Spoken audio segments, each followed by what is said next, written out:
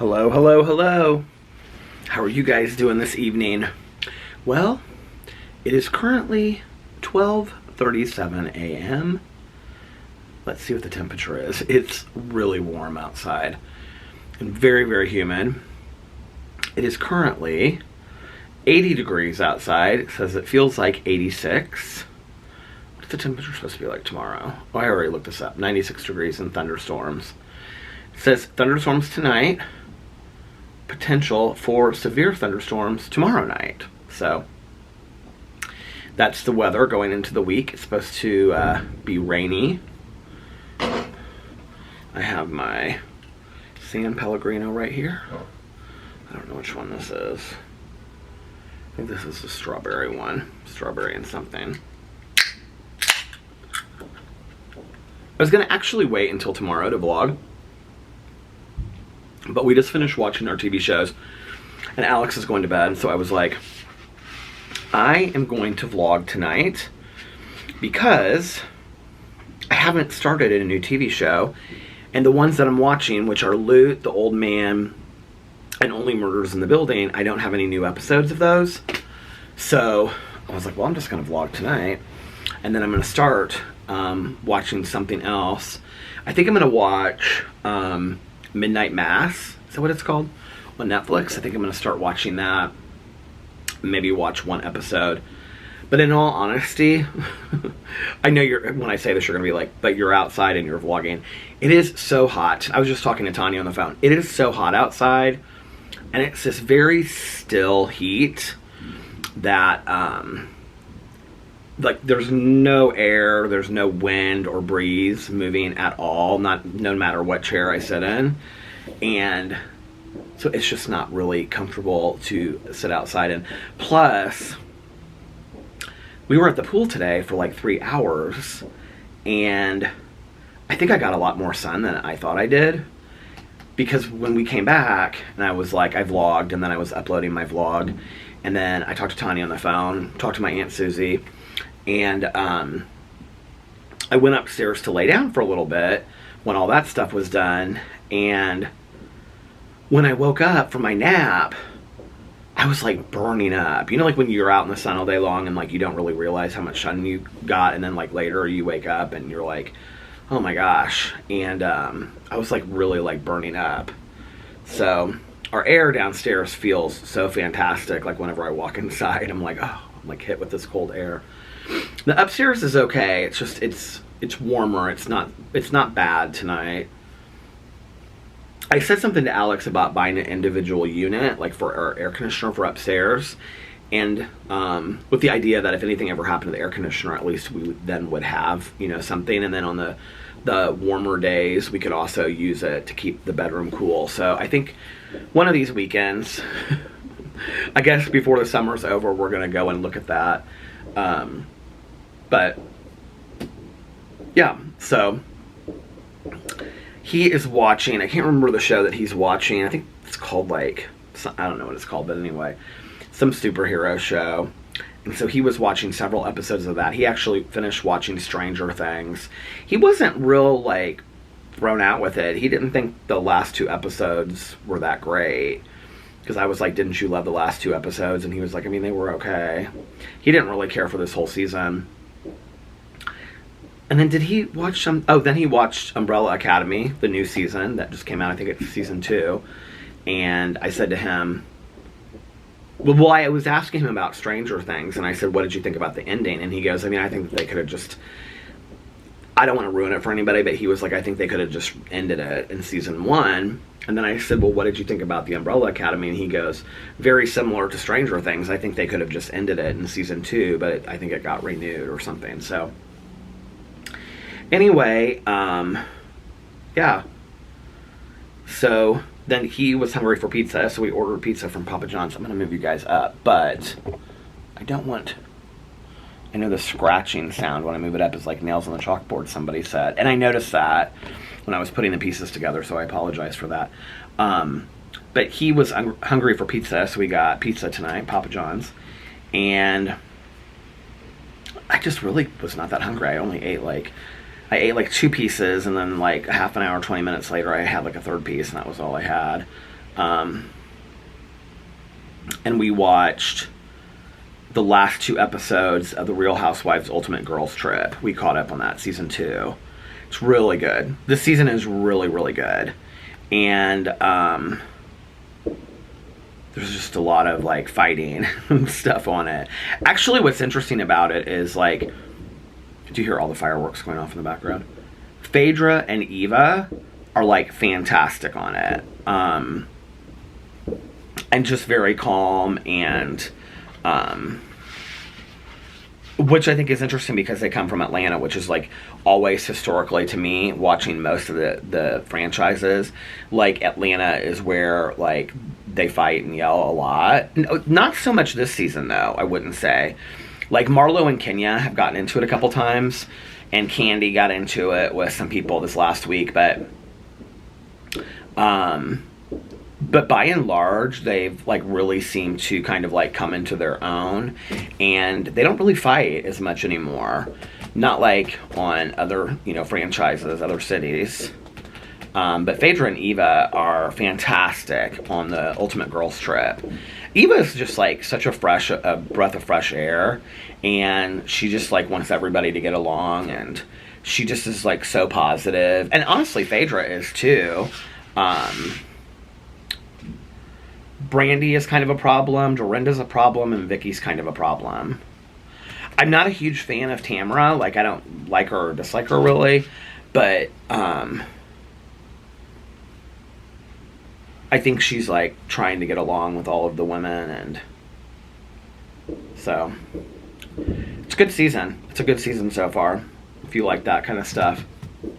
I was actually telling Alex that I think it's a really, like, from a Bravo point of view, like, if you're part of the Bravo-verse or you watch all the seasons, like, it's a really brilliant idea to put these women together from all of these different franchises. I guess people have been begging for something like this for a long time, and have them together, like, and to do it on a trip, I think is really interesting. The only thing I don't like about this season is that season 1 was in the Turks and Caicos, and other than Kyle Richards' husband, Mauricio, like, renting out the place, I think he found it or rented it out, or I think it's one of his rental properties, that was, like, the only tie to anybody. But season 2 takes place at Bluestone Manor, which is Dorinda's country home, and in the Berkshires, and it's her home, like, and she lets people know, and there's rules, and she has an itinerary every day and stuff like that. So there's kind of, like, some, like, anger and resentment about that. It was funny because Jill Zarin is on it, and she says at one point, she said, so they got the Turks and Caicos and we got Bluestone Manor, which is kind of true. It's beautiful property, though. It's absolutely a beautiful property. But so we watched those 2 episodes, and then Alex was really tired, so he went to bed. Yeah. And now I'm sitting out here vlogging.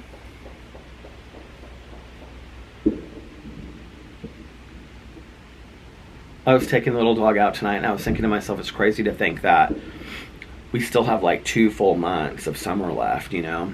I'm very thankful for it. I've actually been to the pool quite a bit this summer, which last summer I was at the pool a lot too. But if you've watched my vlog for a while, I think maybe it was the summer before last that I had all these things I wanted to do over the summer. Like, I wanted to have a picnic, I wanted to do this, I wanted to do that, and I had all these things I wanted to do. And before I knew it, like, summer was over, and I hadn't done any of those things, you know? And already this year, it's like, I have gone to the pool a ton of times. The only thing I haven't done is I haven't night swam yet. Went to the pool a ton of times, and I had a little picnic that I made myself, you know? I mean, Alex and I could have a little picnic out on the back or whatever. Watch a movie outside. We did that for his birthday. That was so much fun. His whole birthday thing. Go to see a blockbuster movie. I always love to do that in the summer. We already did that. Well, we did that twice because we saw Top Gun, and then we saw the Jurassic Park movie. You know, just like hang out with friends and stuff like that, get a tan. I mean, I've done a lot this summer. I really want to get into reading again. Tomorrow's kind of my day. I've really relaxed this weekend. Yesterday and today I didn't film any videos besides my vlog.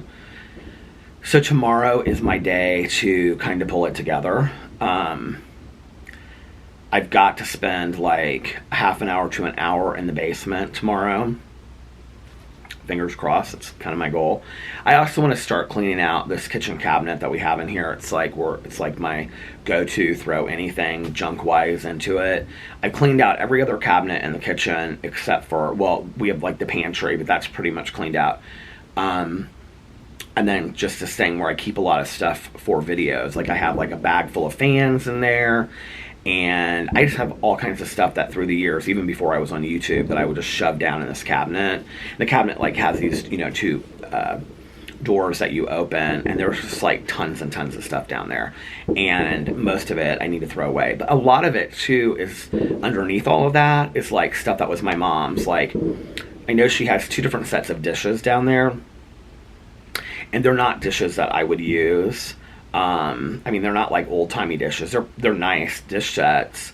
I asked Liliana a long time ago if she wanted one, because one of them are like fruit, and then it's like my mom used to use these for like nice dinners and stuff. Like the edge is like this gold rimmed edge, and Liliana said she would love to have those, and so I'm gonna give those, I think, to her. And then the other one are blue and white, and they're not anything. They're very country looking. They're not anything, so I'll probably donate those, you know, to like Goodwill or something like that. But I think there's a bunch of stuff like that underneath there, serving dishes and things like that, that I have to get the mentality that it's been like, if this stuff has been sitting there, I mean, some of this stuff has been like sitting there for years and years, and I haven't used it or even looked at it. Like, it needs to go. Like, I'm not going to use it, you know? And I'm kind of there in my head, especially with the basement. So, yeah. I was actually talking to my neighbor across the street today at the pool, because she was like, now, do you guys have a finished basement? And I was like, no, we have a full basement. Like, it's a big basement, because it's the full size of our condo. And so she and her husband were like, but it's not finished. And I said, no, not at all. Like, I mean, it's like cement floors and stuff.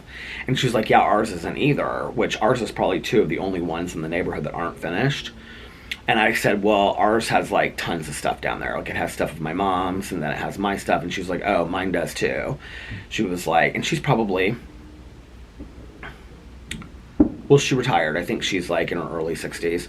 So she's probably 10 plus years older than me. And she said, oh, mine is a mess too. And she was like, we keep on talking about cleaning it out. And Alex was like, well, do you want to like share a dumpster? And then that way we can get it done quicker.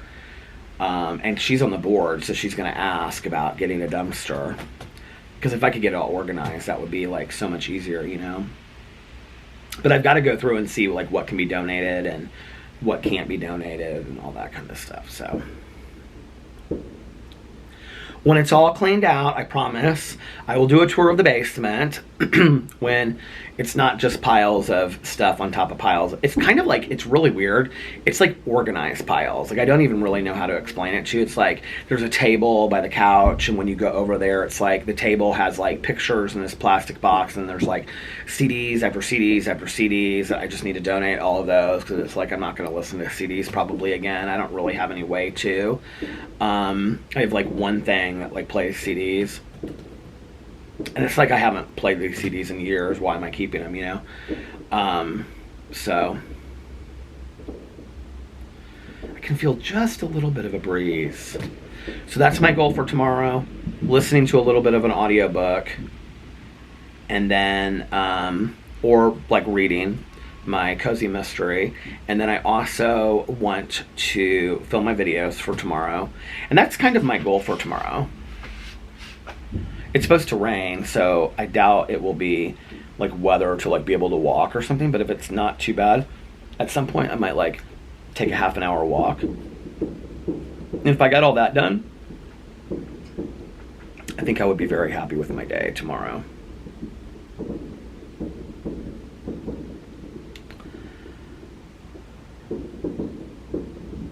I've been thinking a lot today about like past summers.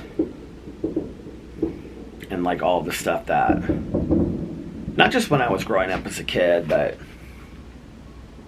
I don't know, just like all of my past summers.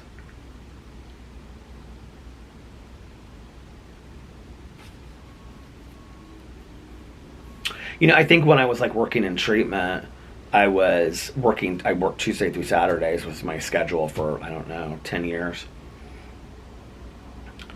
And so my ex and I, we had the same schedule, same days of the week. But I didn't really like we didn't go to the pool a lot. We lived right next to the pool in our apartment. I don't remember going to the pool a lot. Now, my first ex-boyfriend and I,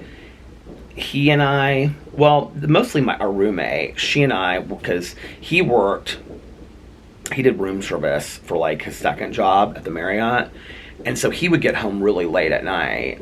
And so when I got off work and she got off work, we would come home and sometimes we would go work out or we would just go to the pool in the summers.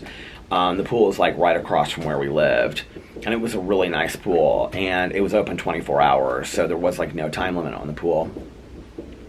And so we would just, there was nobody else in there, that late at night. And so she and I would go and we would swim. And then I remember we would like go to Blockbuster and we would rent a movie. And then we would go to the grocery store. There was like a Kroger right down from it. And we would get treats. And she would always say that we had to have something salty and something sweet. So we would get like chips and salsa. And then we would get like something sweet. And she loved those like orange slice candies. So we usually always got those. And then we came back and we watched movies. We would rent all kinds of movies at the Blockbuster. I miss the Blockbuster. There's like this, some YouTube channel. I can't remember what it is, or maybe it's several of them, where people have recreated, like in their basements, like actual Blockbuster stores. Oh, I wanted to talk about this because somebody commented at length about it, like in LinkedIn article, so thank you for doing that, about River Country that I was talking about the other day, the water park at Disney. But I actually, I got on YouTube, and there's, like I said, tons of videos about River Park if you want to, or River Country if you want to see what it looks like, or looked like back in the day. President Ford's daughter was the first one to go down the water slide, and it opened in like 1974 or 1976. 1976, I think.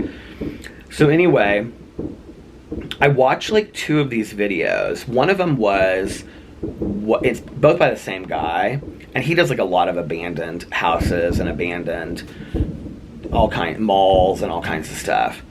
And I think he might be out of Canada, I'm not sure, but anyway, his videos are really well done, and they get millions of views. And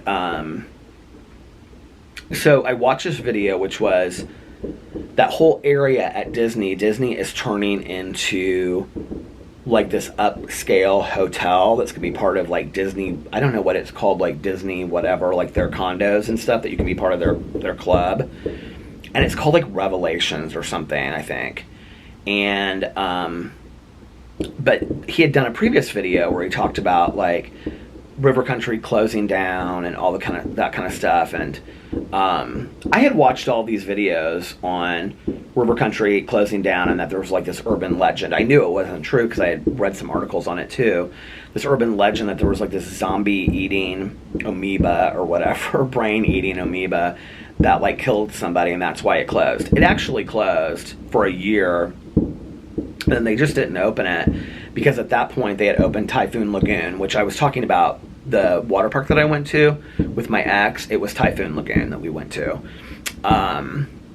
But that they just like, once that opened, they really couldn't get people to go to River Country unless they had like this kind of fond attachment to it.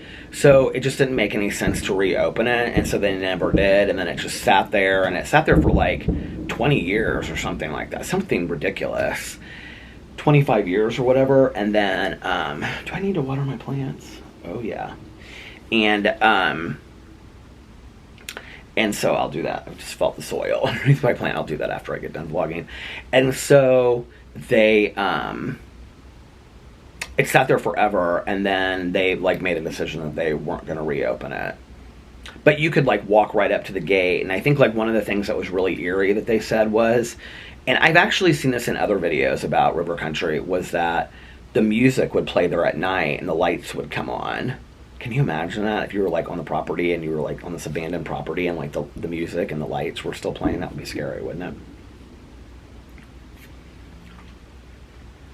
I think it's interesting to watch these videos of people that go into these abandoned places. I would be scared to do that, in all honesty. And they do malls and psychiatric facilities and whatever. Melissa and Aaron have actually gone to quite a few of those like ghost hunting deals that are like organized. They've gone to, oh shoot, there's one in Tennessee. I can't remember the name of it, but it's like a psychiatric facility that closed down. They've gone there where you like stay there all night or till 2 o'clock in the morning or something like that. And they take like a team of people, take you in there. And they, I want to say it's like Wayford Hills or something like that. They've done like a couple of those. They love to do those ghost hunting things. And they've asked me to go too. We did Fox Hollow Farms, Melissa and Aaron and I, which is, to this day, I think it's my most, or it's either my most viewed vlog ever on this channel, or it's my second most viewed vlog ever. And it's when we went out to Fox Hollow Farms, which is the house where Herb Baumeister and his family lived. And he was the serial killer in Indianapolis that killed like 29 gay men or something like that and drowned them or strangled them in the pool and then burned them in a burn pile out back. And it's like crazy to me every once in a while when I go over and I look at that video, which I rarely do, to see like how many people have looked at it. Here, I'll tell you. Hold on a second. Let me get into my vlog channel. The wind is blowing a little bit out there, but I can't feel it. And I'm like, could you please come over here? Okay. My videos. Let's see. Nope. Most viewed. Oh, it's my most viewed vlog ever on this channel. Number 2 is A Year in My Life. It's the very first vlog that I ever did on this channel. And it's sitting at 34,000 views.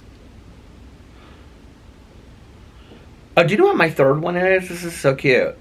My third most viewed video ever on this channel is the 3-hour vlog. Do you guys remember that? So this was from 2 years ago, and so many people... Oh, my fourth vlog is... my fourth most viewed vlog is the one from like a month or 2 ago when I came back and I started vlogging on here again. That makes me happy that you guys missed me so much. Thank you. I missed vlogging too. It was weird not talking to you guys all the time. But it was called Finally What Everyone's Been Asking For. That was 2 years ago, and it's sitting at 29,000 views, and that was, which on a lot of channels it's like nothing, but that cracked me up that there were people that watched like 3 hours of a vlog. 3 hours, some of you watched. And I got a lot of requests for that vlog. And then, second most viewed video, sitting at 34,000 views, is A Year in My Life Begins. And it was 21 minutes and 35 seconds. And I thought that was a long vlog. I can remember saying, I don't know how long these vlogs are going to be or how long I'm going to continue it. And here we are on year 6. And the average vlog is 45 minutes to an hour. And then, which the average vlog, I would say a year and a half ago was probably an hour to an hour and a half. And then the number 1 most viewed vlog on my channel is Fox Hollow Farms Investigation, sitting at 51,000 views. Isn't that so crazy? Hold on a second, I want to see what the...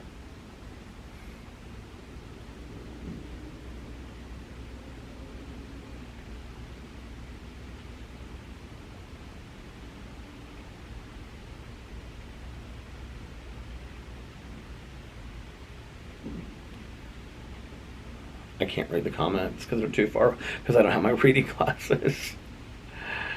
Oh well.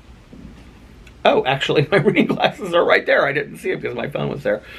Well, it's whatever. That was a fun night. I remember Melissa wanted to bring like all these snacks and stuff, and I was like, Melissa, don't. Like, nobody does that, right? She's like, we've gone on these things enough times that we know that people bring snacks. And we got there, and like all these people started like unloading like coolers and stuff. I mean, it wasn't tons of people. It was probably us, and then there was like 2 guys, and then there was like 2 guys with a girl, so it was like 5. There was like maybe like 6 or 7 other than us.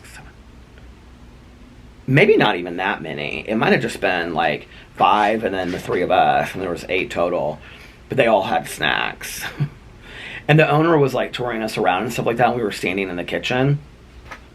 And he was like, if you guys get hungry, let me know, or whatever. We're just going to be upstairs in the bedroom. And Melissa was like, can we order pizza? I was like, oh my God, Melissa. I think that's actually on the video.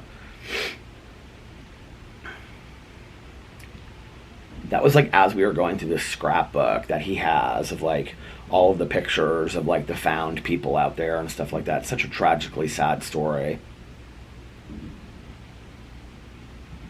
There's a lot of people that believe that he had an accomplice and that he was working with somebody else that's like still alive to this day. I could totally believe that and see it as being true. Because a lot of the stories that you heard about it, it's just really strange that like how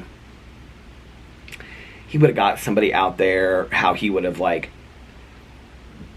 I mean, it wasn't just like he went up to somebody and he stabbed them, you know what I mean? Like, he like got them, he like took them out, he met them all at this like, most of them at this gay bar, which I at the time was going to, which was crazy.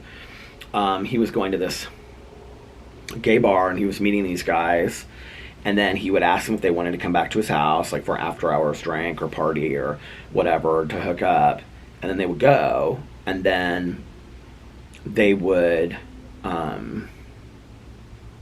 like never be seen up again, What was weird was I did a video on my Peter Monn channel talking about, I think I called it something like I might have met a serial killer or something like that. And this was before I ever went out to the house. This is how the whole thing happened. And so, there's a little bit of a breeze coming over here. And so I did this video talking about how like my old roommate and I, she and I got kind of a little obsessed with the whole story because we were watching I think it was on Investigative Reports on A&E, and they did a whole thing about her Baumeister, and this was like after he died. I think he died in 1996. And he was killing people like in the late 80s going into like 96. And it's still on YouTube. I just watched it a couple years ago. This Investigative Reports, they showed this bar, and I can remember when they talked about this bar, they would just show flashing lights on a dance floor, and we thought that was like so weird that they did that. And it didn't even look like the bar that we went to, but it was the bar, right, that we hung out at every weekend.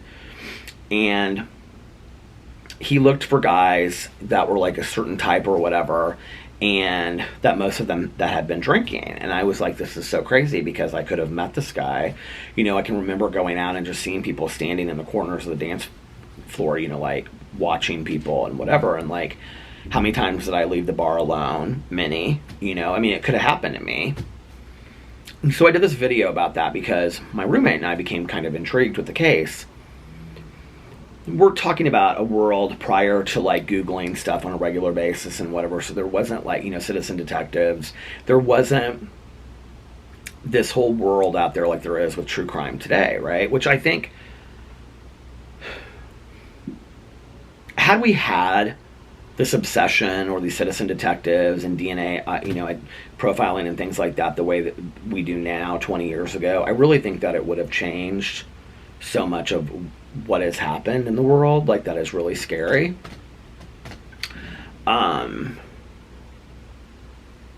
Just read I'll Be Gone in the Dark, One Woman's Obsessive Search for the Golden State Killer by Michelle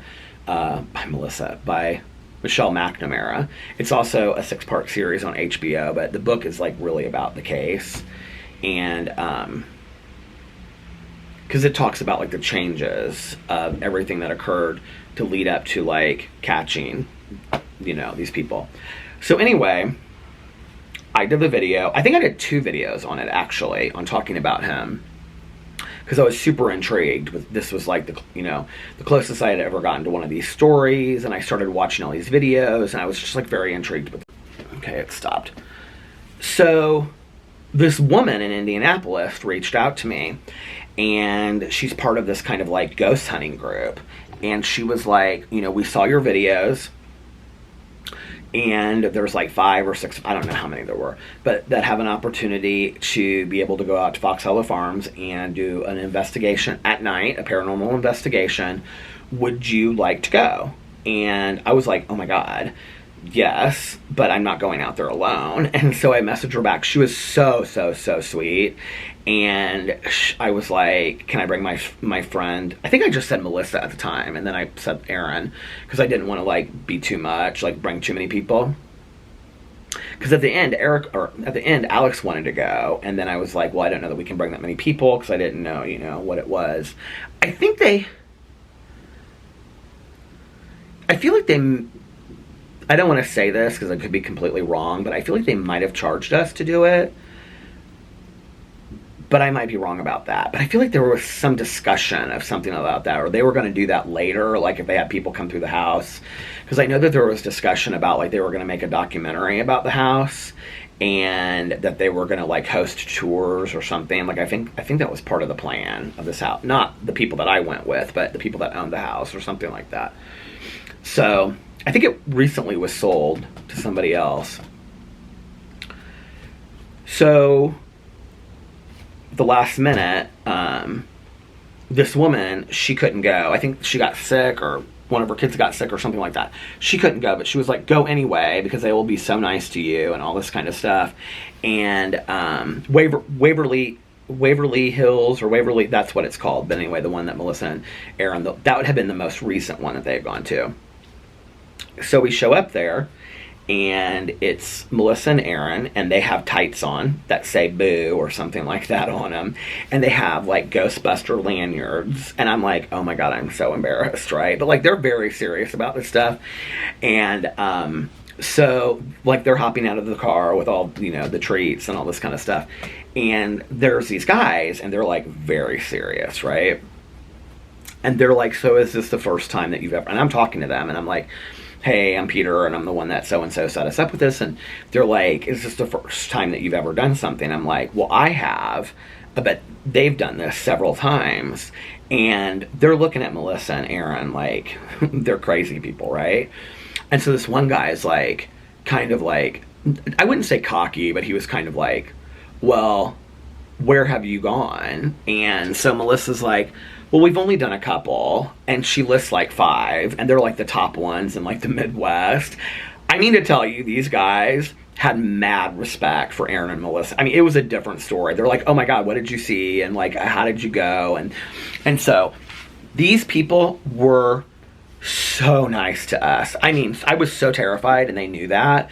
And so they're like, don't be scared. I mean, because you go in there, and like this guy that like owned the house, supposedly her Baumeister, this bathroom that he got ready in, had a closet that was like a vortex to hell that he could travel through. And I mean, it was like so weird, the stuff that like they told us.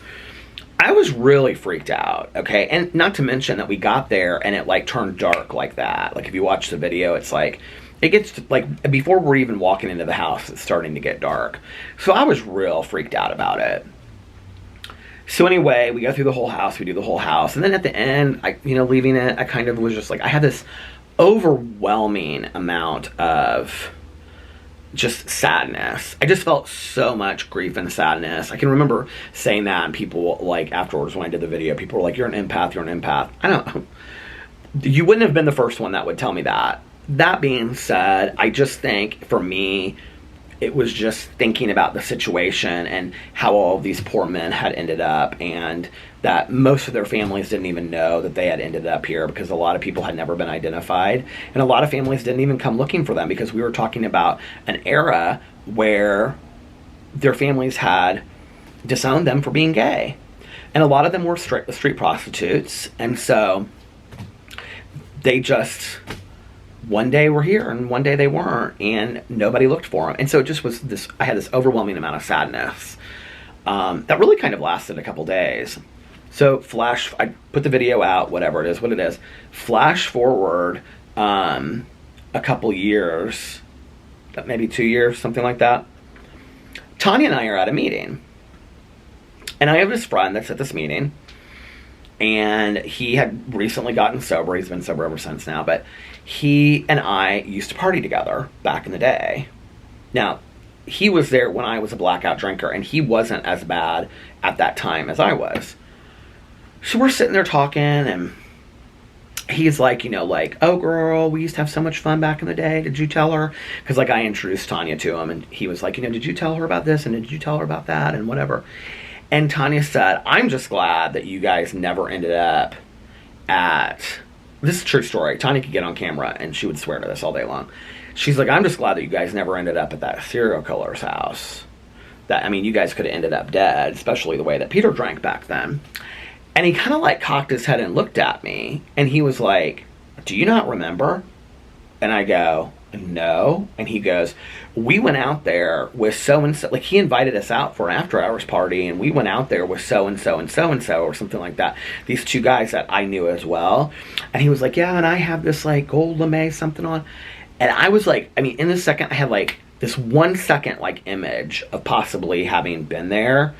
And it was the weirdest thing. I will tell you one thing that happened while I was out there was that we were down in the basement, and you look in the basement into the pool area, which is different now than how it was when her Baumeister lived there. But I said to the guy that owned the house, I said, he was somewhere else in the room, and I said, can I use the restroom really quick? And he was like, yeah. And I walked into where the restroom was, and I said, did there used to be a sauna or a spa? I said a sauna in here. And he was like, how did you know that? And I was like, I don't know, I just had this weird feeling about it. He was like, oh yeah, that's when we bought the house, but we changed it. He's like, how did you know that? So I don't know. To this day, I don't know if I was out there, if my friend remembers something correctly or incorrectly. I don't know. He was like, yeah, we got out of there real quick. It was real weird. That's what he told me. So I don't know. But I've always had this weird fascination, been intrigued by that case. And I think what is weird to me about it is it doesn't feel closed to me. I don't know how to explain it. I've watched all the documentaries about it. I've watched all the news coverage of it. He ended up going to Canada. They had a lake house. They owned these Save-A-Lot stores in Indianapolis. He and his wife, and they were real wealthy. And she would go take the kids to the lake house, and that's when he would bring guys back to the house and kill them. And she had no clue that this was going on. I actually know somebody that used to work with her part-time. And she told me that she's just real quiet. And so anyway, and I found out that right up my street, not up my street, but 2 blocks from where I live, he grew up. Isn't that real weird? Literally, why is this story surrounding me? And so I watched all the documentaries and stuff. There's this whole storyline about how he went to Canada and then he took his life. But the way that they found him, the gun was not near his body, and there were these crows. He was in a cross shape, and there were these crows that were stretched out going towards the lake. It was almost kind of in some ritualistic way. And so they're there had to have been a second person with him, because this could never have happened. A police officer pulled him over the night before he died, and he had a bag of VCR tapes in his back seat. When they found him, the VCR tapes were gone, and they suspect that he dumped them in the lake or something like that. But somebody out there could know a lot, or could still be, killing and on the run or whatever. I don't know. There's something in my gut that makes me feel like this story is not closed. That he was working with somebody else, and that it's not finished yet. And maybe that's just the true crime person in me. I don't know. Mel and I had thought we would maybe read a book about it for True Crime Book Club.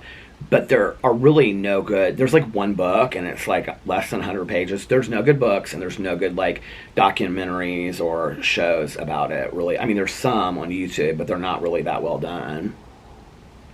It was funny because, well, it's not funny, but John Lorden Arts, I don't know if you guys know who John Lorden is, but he does a lot about true crime on YouTube. And he was like one of the first that did it. And he actually, if you watch the documentary on Netflix, that was something at the Cecil Hotel. Do you remember about the girl that went missing from Canada and stuff like that? He's like a big part of that documentary.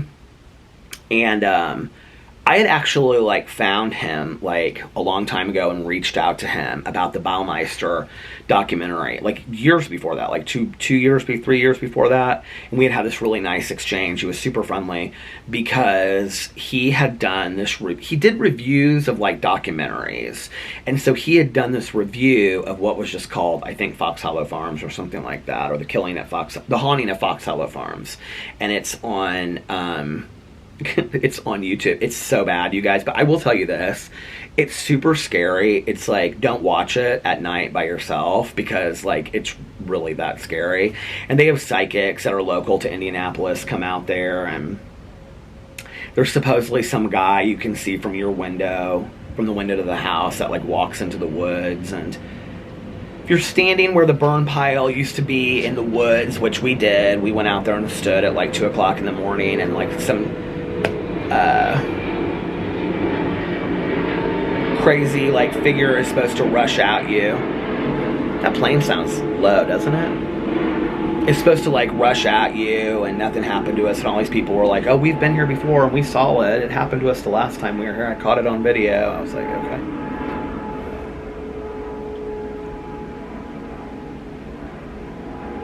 That plane looks low.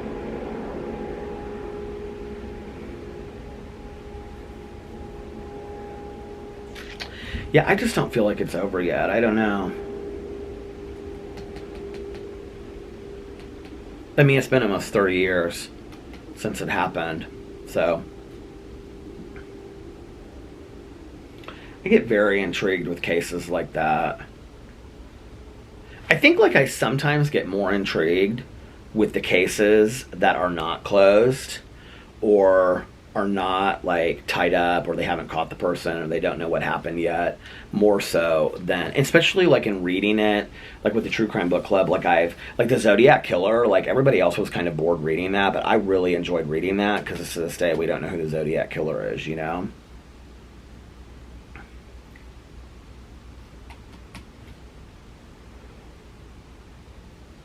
Isn't it crazy that the Golden State Killer still has not spoken at all about any of this to this day? Nothing. Not one word to anybody about this.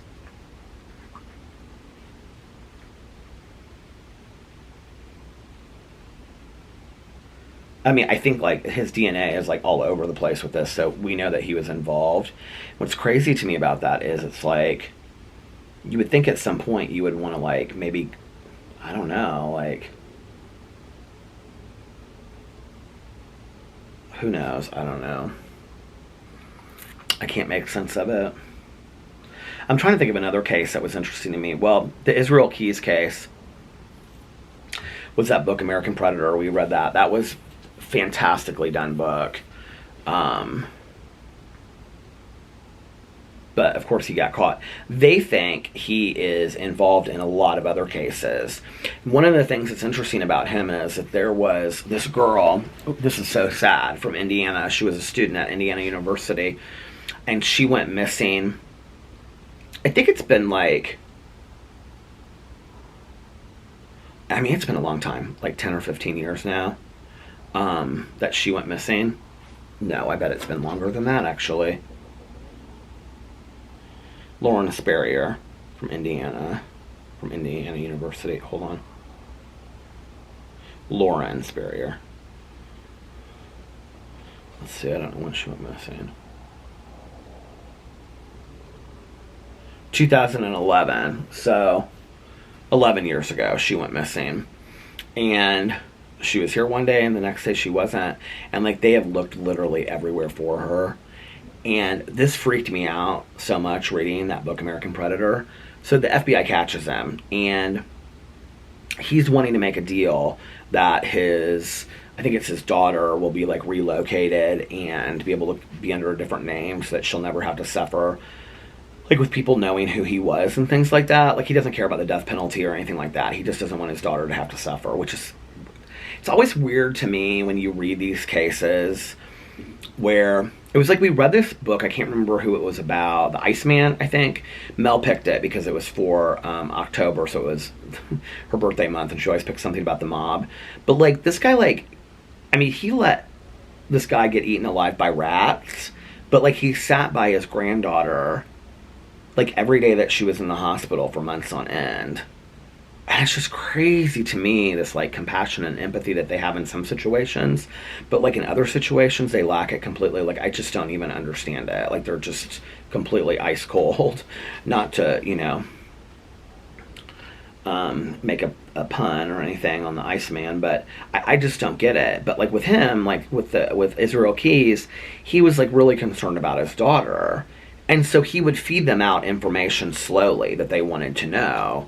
And there's one point in the book when the FBI is like throwing down pictures, and he's like, "Oh yeah, like I killed them," and like he remembers, and he's like, you know, Kansas City or Vermont or something like that, and this is where you'll find them. And so he gives them like exact directions of where to find them and things like that. And they've gone through several pictures, and they throw down Lauren Sperrier's picture. The reason why is because they have toll booths of him. See, what he would do is he would like fly into Illinois, and then he would rent a car, and then he would drive to like Ohio, where he had like a kill kit buried somewhere, and then he would dig it up, and then he would go and kill somebody, and then he would drive to like Kentucky, fly out of Kentucky back to Alaska, and then there was like no, like they couldn't track him, right? Well, there's actually toll booth, I think, footage or something, some kind of footage like of him driving in and like out of Indiana the day that Lauren Sperrier went missing. I mean, what's the coincidence of that? I'm not a big believer in coincidences. And so they threw her picture down on the table, and he said something like, "That one's going to cost you, or you're going to have to ask a lot more about that one," or something like that. Which is so sad if that's like, you know, he had something to do with that, and her poor parent. I mean, all of it is sad, right? But like her parents have like hardcore been looking for her for all of these years. And when you live in Indiana, like that case is like something that is talked about that and Delphi. I mean, I was at the pool the other day and people were talking about Delphi. But Delphi is kind of this interesting case. It's like this case that like you talk about but you don't talk about, because it's close enough away that I used to joke in my vlog about how I was going to drive to Delphi one night, you know, and vlog up there. Do you guys remember that?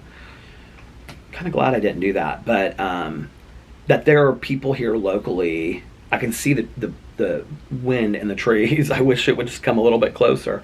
There are people that are suspected of knowing things locally about the Delphi case.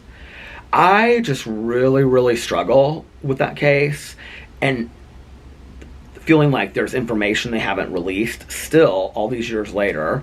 And, you know, there's been whole documentaries that have been put out. There's that whole podcast that was called Down the Hill. They based the documentary on. I think the documentary was called Down the Hill. And yet all these people are speculating about different conspiracy ideas. They've caught different people at times, and none of it sticks. I think something just recently came out about the Delphi killer again.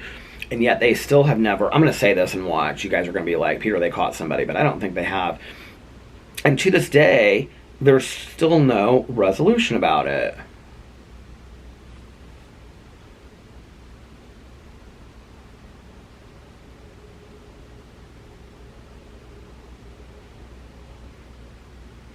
Now I'm like looking through all this, there's like updates, but possible suspect in Delphi murders on police radar since the killings, May 18th, 2022.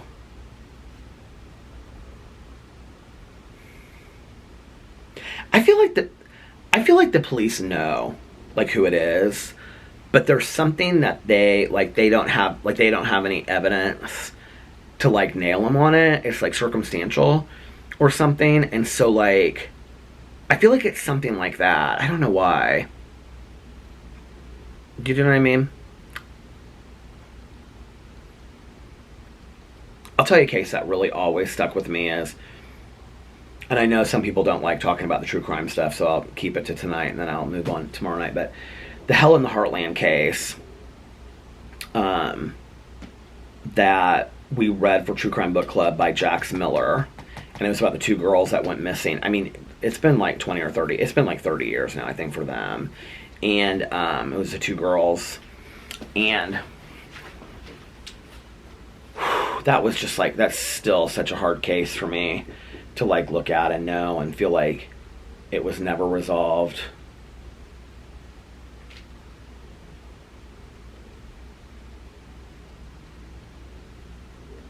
I think the idea that like somebody has to know something kind of thing.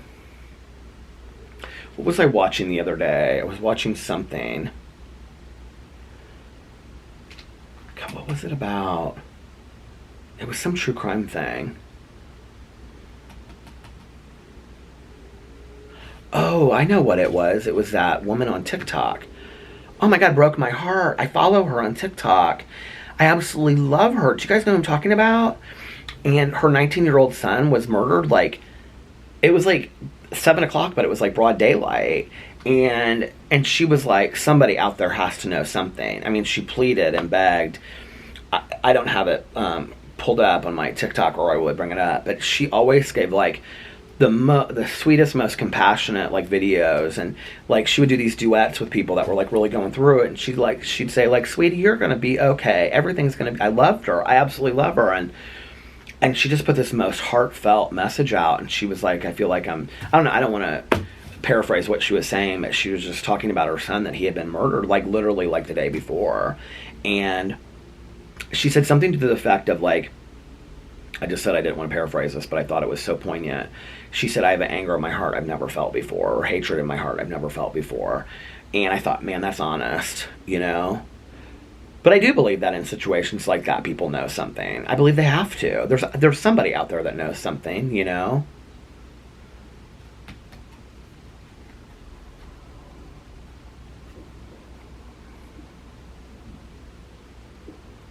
I also believe in never giving up hope. I think, like, in some of these cases, like, you hear about people being found alive, some of them, you know, like years later, or if not, they at least find answers years later. I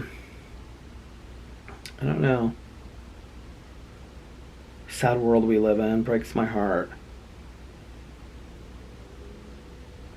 One of the things that Mel and I talked about when we decided to start the True Crime Book Club, was the focus on discussing the victims and the victims' lives. And we thought that that was really important in talking about these crimes, or these people that did these horrible acts, to not glorify them, or to not focus all the attention on that, but to also bring attention to the victims and the victims' lives as well. And not to ever let them be forgotten. And I think the case that made that the clearest for me, why can't I think of his name now? Chris and Shanann Watts, and their two daughters. Well, first of all, killing his wife was horrible, right? We can admit that. I honestly, like, sometimes, like, when people bring that case up, the first thing I go to is that man strangled his daughter with her own blankie. And I think about that, and I think about what innocent, darling little children that they were. And that truly takes pure evil to do something like that. I don't understand that. I don't, you know. And leaving him where he did and all this kind of stuff. And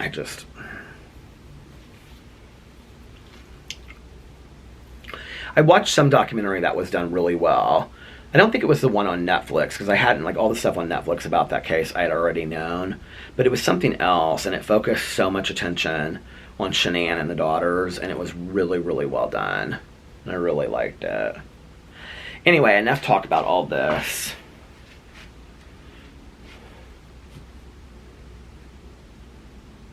Do you know what I'm confused about? Global warming. Because I feel like in the past, we've talked about, like, well, that's why the summers aren't as hot in Indiana. It's because of global warming. Or the Midwest isn't as hot in the summers because of global warming.